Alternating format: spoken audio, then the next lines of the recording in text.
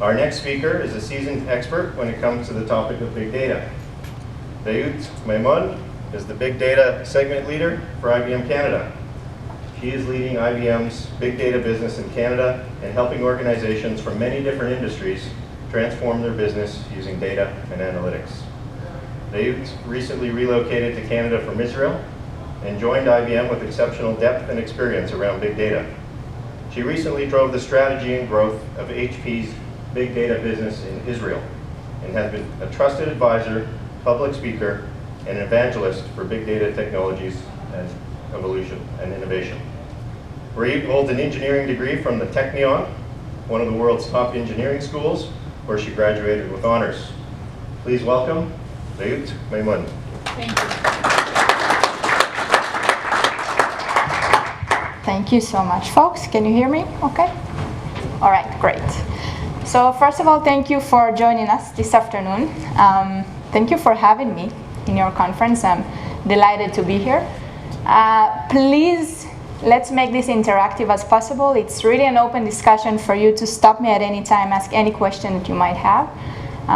Feel free to do so. So in terms of the agenda, we have almost 60 minutes to go through big data, what big data is. We're going to give you some examples of big data success stories in financial institutions, credit unions, banks. I've been in this space, as Tom mentioned, now for almost 4 years, so I've been lucky enough to get exposure to many big data projects. I've seen some successful ones, I've seen some that have failed, so I have some lesson learned that hopefully I'll be able to share with you here today. We'll talk about it's a fintech stream, so I have to be a bit technical, and I'm coming from a technical background, so we will talk just briefly around an enterprise data architecture and how does it look. We'll talk about cloud and the ability for cloud to really allow us to have faster time to value when it comes to big data and analytics. And then we'll talk about some lessons learned. Where should you guys start your journey? All right, so I really like to start with that picture. I think it really shows how our world has changed. So anyone has any wild guess? Where was this picture taken? Any wild guess? It's the Pope. Great, exactly, that was the Pope coronation ceremony. That's how it looked in 2005. This is how it looked in 2013. Look at all these tablets and smartphones, and everybody are taking pictures and recording that event. Now all these devices generating massive amounts of data. But it's not just those devices. It's also ourselves, human being. In a matter of fact, 70% of the data that is being generated today in the world is being generated by human beings. And that's really a nice website. You can just log in, and then by the time you spend on their website, they can tell you what is happening in the internet and in the social media platforms. So just for example, in the 43 seconds that I've been on this website, you can see that there was 67,000 hours of video YouTube that were watched, just in 43 seconds. There was 1.5 million Facebook status posts that were posted. A bunch of other tweeting and LinkedIn and bunch of other platforms, but basically this is really to show you that how our world has really changed, and organizations and companies really need to rethink and reinvent themselves of how they can do things differently in order to keep up with that world that has been changed. Our customers are expecting us to do things differently, and we really need to be able to address those significant challenges, but also those challenges hide some really, really tremendous opportunities for us. So just if we're looking, for example, on the financial industry, 400 to 1, this is actually the ratio in which digital interactions will outnumber face-to-face interactions. 400 to 1. That's, by the way, by the end of this year. 1 billion users will be using mobile banking services.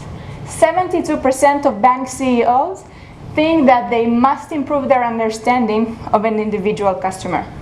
So really all these numbers really makes us all rethink our business, because we should really change rapidly, respond promptly, and act decisively, and use the data that there is out there in order to really transform our business. And When I say transform the business, it's not just a buzzword anymore. Organizations literally be able now today, and I see it myself working with many different industries, really reinvent and have new business models and transform their business just by using and leveraging this data. And that's really, I mean, big data has become a business issue. There is no doubt about it, or at least an issue that business users are talking about. So you can see that all those business newspapers, Forbes, New York Times, Wall Street Journal, or CNBC, just as Tom mentioned, CNBC, look at their quote, data is the new gold. And really, that's what's behind big data. It's not just a technology. It's really what it can do to the business itself. That's why all those business journals are really addressing those issues. And really, I really like to use the opportunity of the analogy of gold mining in order to articulate the opportunity in big data. So if you look back in the olden days of gold mining, miners could actually spot nuggets of gold just because they were visible to the naked eye. They could literally see it. Today's miners work differently. Today they really need that massive capital equipment in order to process the million tons of dirt that there is out there just to find those small, probably invisible pieces of gold that are invisible to the naked eye. So just the same as big data. As you saw with the numbers, there is a ton of irrelevant data, dirt, that there is out there. But really, all those big data technologies are there in order to tap into the data and be able to get the valuable data out of this massive ocean of data that there is out there. So the idea is that we cannot use our traditional systems, we cannot use our traditional databases, data warehouses, just because they were not built for those big data challenges. So now these days we have new technologies that allow us to actually address those challenges of big data when it comes to big data. Now, we said that data is gold, and it really is the basis of competitive advantage. And if you want to lead and if you want to be upfront, you have to leverage analytics. And if you really want to be on the forefront of analytics, you have to wrap your head around big data. What can you do differently than the way that you're doing things today? So what exactly is big data? Anyone has any clue, what is big data? Any ideas? 3 V's. So basically, really it's eventually it's all around better analytics and better decision making, but just utilizing a broader spectrum of data. And we use the 3 V's, that's the most common definition when we want to really define what big data is. So the 3 V's are volume, variety, and velocity. And big data might sound like the only challenge is big, and I have some customers that say, no, I'm not a big data store, I'm not a big data shop, I'm actually a small data shop. And they're still facing a big data challenge. Why? Because it's not just about the volume, the size of the data, it can also be around variety or velocity challenges. So let's go quickly after each one of them. So volume. When we're talking about volumes of data, just for you to realize the era that we live in, we're already in a universe where we have brontobytes of information. Brontobyte sounds a little bit like a dinosaur, I know, but that's actually what we already have today. Now, if you are somewhere around gigabytes, terabytes, maybe petabytes, and yes, we do have Canadian customers that already store petabytes of data, you should be expecting exponential growth over the several next years, and you should be expected to grow in a very, very rapid pace. Now, just for you to realize, yottabyte, for example, yottabyte is equal to 250 trillion DVDs, 1 yottabyte. And we're already in the brontobyte space. So that's about volume.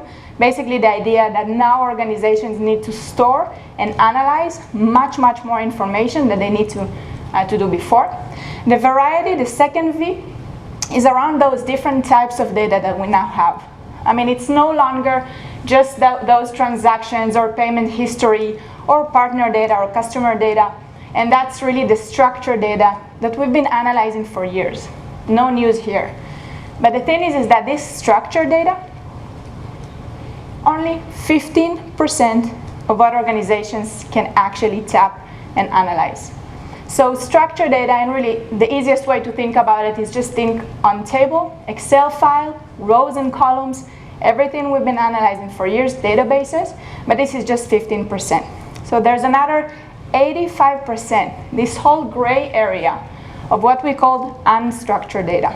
And you can categorize an unstructured data as anything that you cannot just insert into rows and columns. So you can think about files, pictures, videos, social media, text, emails, all these new types of data that we cannot just insert into a table, into rows and columns format. And this is really where organizations challenge. How do I now even look at all these social media posts? How can I really get insights from it? How can I understand text and videos and sensors data? And really being able to tap into this gray zone, that this is where the most potential basically is. So we talked about volume, we talked about variety. The third V is around velocity. And the idea here is organizations do not want to run a report and wait for 3 hours or 3 days until they get their insight back.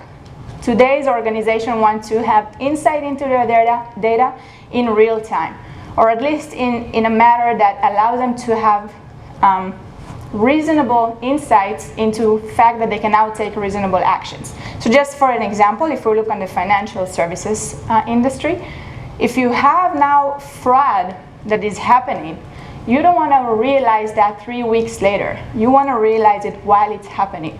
So the whole idea of velocity and being able to get insight and access to your data in real time, this is another big data challenge.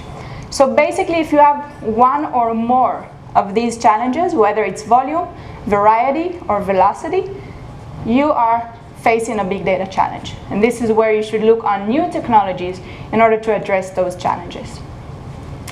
So when it comes to opportunities and what other industries are doing, big data is really relevant for many different industries worldwide, whether it's finance, government, telecom, energy, healthcare. I don't think there is one industry that big data is not relevant to. And there are many horizontal use cases, such as sentiment analysis, brand monitoring, pricing optimization, clickstream analysis, a bunch of those use cases that are relevant for many different industries, and they can actually share what have they been doing in this space. But really, we're here to talk about today on finance, banking, credit unions, and what have we seen in that space when it comes to big data. So there are researches that shows that actually majority of analytics in banking are focused on customer centricity, risk management, and new business models. These are the three key use cases when it comes to big data in financial industry. So as you can see, 55% is customer centric, 23% is risk, financial management, and another 15% around new business models. And let's see some examples. We'll start with customer centric, so customer 360. I don't know, each one probably would be different between the different credit unions, but you probably have a CRM where you store the data on your customers. And in that CRM, you have some data on your customer, but it might be limited. So address, phone number, email, very structured, limited data. Now me, if I were a banker, I would like to know what are my customers doing on a day-to-day basis. What do they like to do? What life events actually impact their lives? So the idea of basically enrich my CRM and be able to now look on many different channels and get information on this digital persona that I have, being able to actually establish a one-to-one link between my CRM and that digital persona, allow me to enrich my CRM and basically provide that segmentation, micro-segmented offerings for the right customer in the right time on the right context. So the data is there. I mean, our customers are generating the data in the internet, on the social platforms. So that fact, the ability to collect the data with the fact that they can actually willing to share their profiles, lead to eventually our ability to have micro-segmented offerings and services. And let's see some real life examples. So we've been working with a bank, that's a European bank, and they actually wanted to, again, enrich their CRM, get a 360 view on their customers. Now, if someone just have a new family member in their family, they would probably call their relatives or post it on Facebook saying, I just became a father. Would they call the credit union? Would they call the bank, say, hey, tell me congratulations, I just became a father? Probably not. But the ability for this bank to listen to what their customers are saying on Facebook is basically a trigger for them to now proactively propose new offerings and new services. So now they were able to propose a college saving fund or a new type of family insurance, just by being able to now listen to those triggers and proactively come with the right service to their customers. And if you're wondering, by the way, how did they get that information from Facebook? It's pretty easy these days. So what they did, they just offered free cold credit card, Visa credit card, with no fees for 12 months. All you have to do, Mr. Dear Customer, is just log into my bank website with Facebook.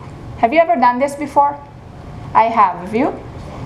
Whenever I don't have the time to start insert my name, my last name, I'm just log in with Facebook. And then when I do that, I basically get a consent message saying that retail bank will now receive the following info: friend list, newsfeed, relationship, interest, education, follows and followers, check-ins, a lot of information on me, what I like to do, what I'm interested in, what are my life events. And that basically now can link into their CRM and really enrich their 360 view that they have on their customers.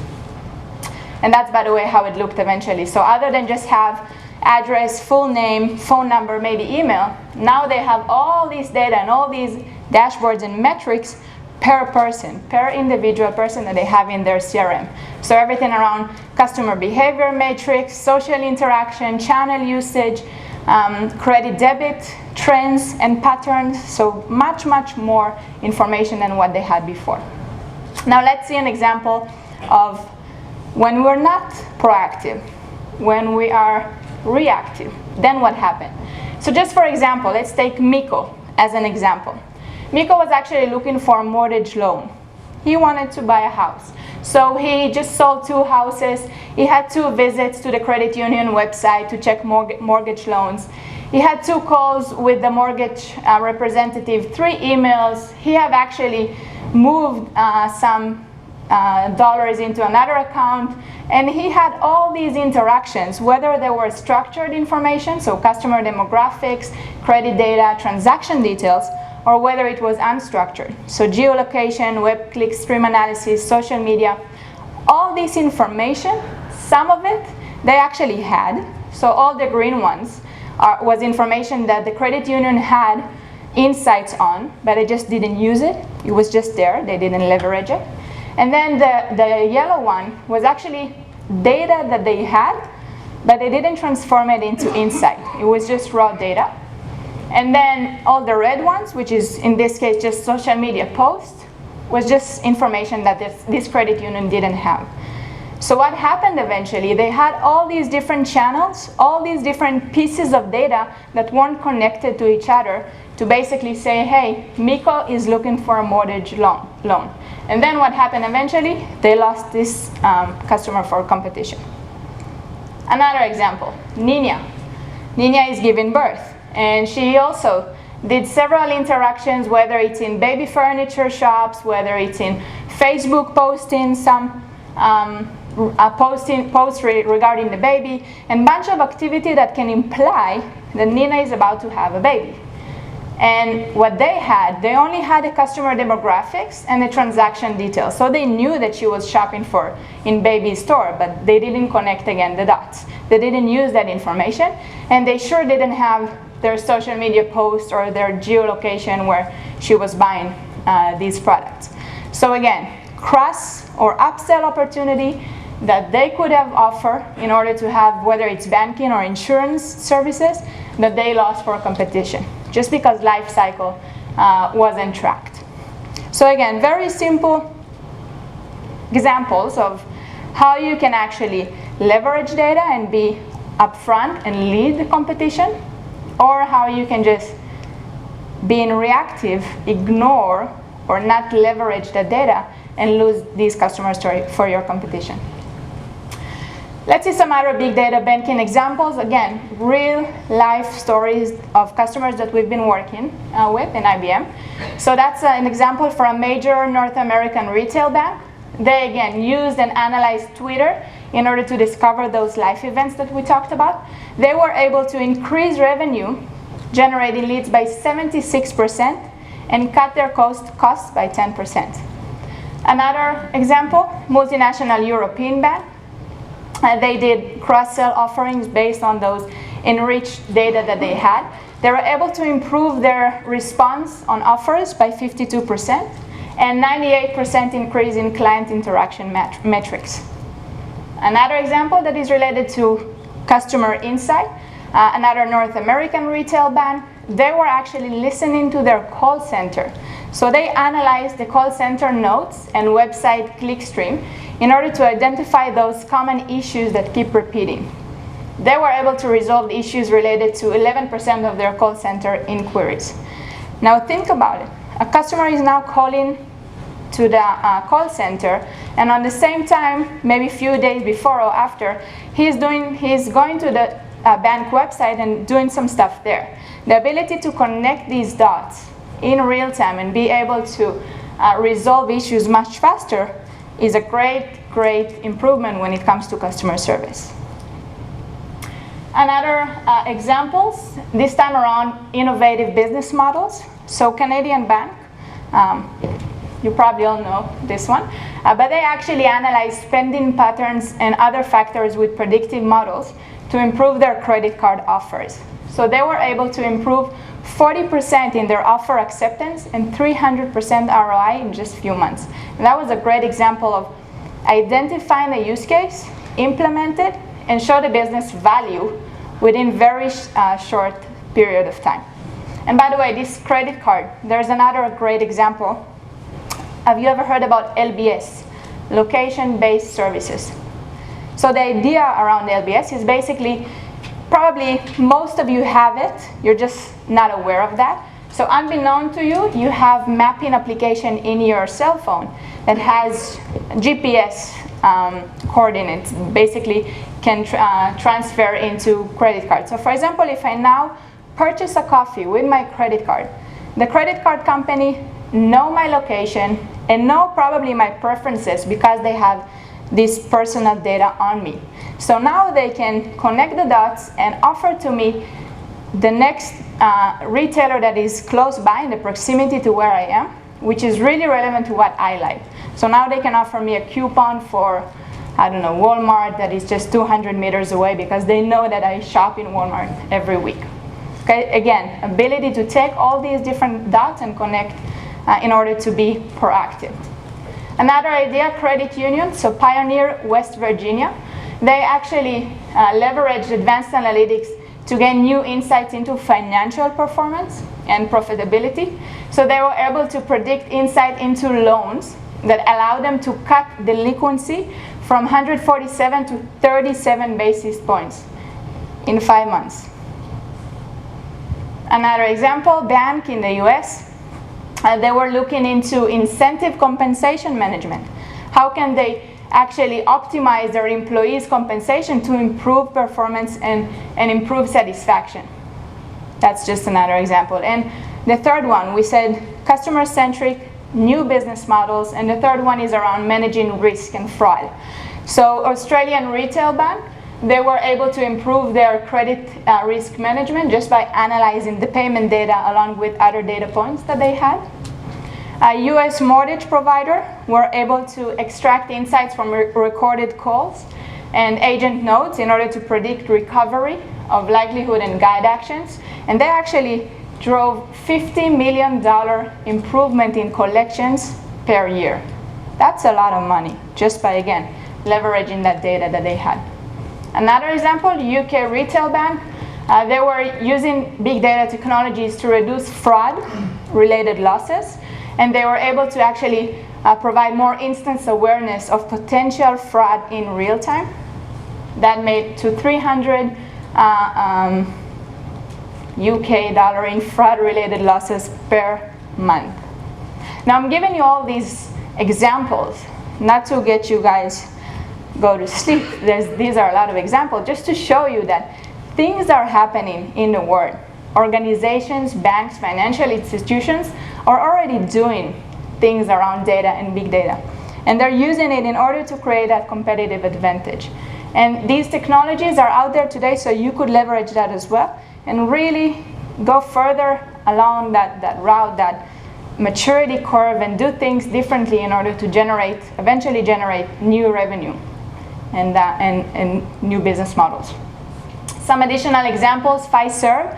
I believe you all know Fiserv.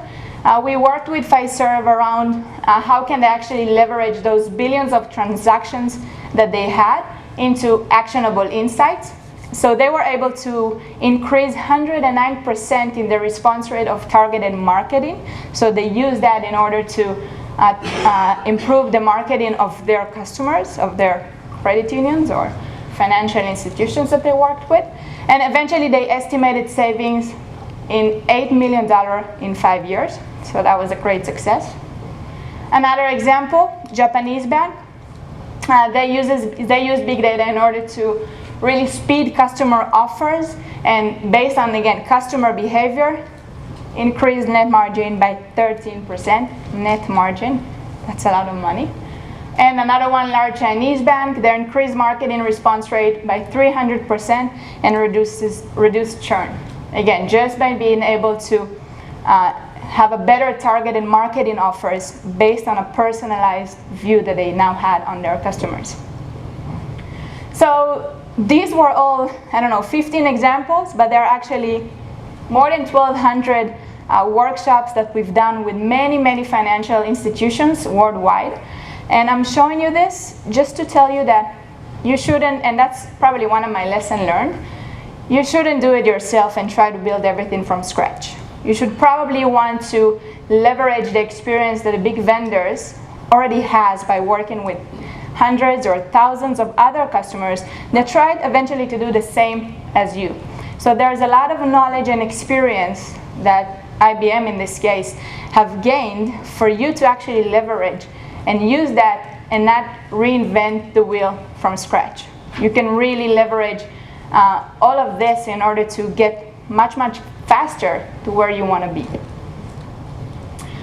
Now, again, it's a fintech.